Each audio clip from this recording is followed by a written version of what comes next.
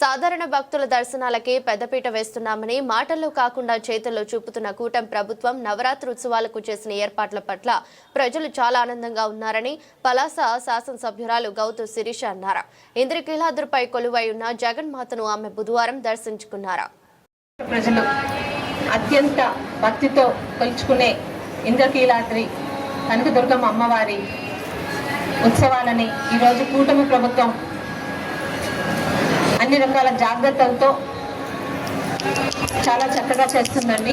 ఈరోజు సామాన్య ప్రజలకి అలాగే విఐపీలకి ఎవరికి వారికి టైం స్లాట్స్ అలాట్ చేసి ఎక్కడ ఎటువంటి ఇబ్బంది లేకుండా, ముఖ్యంగా పడ భేదాలు లేకుండా మాజీ వైసీపీ నాయకులు కూడా చాలా జాగ్రత్తగా ఈరోజు దర్శనాలు చేసి పంపిస్తున్నారు.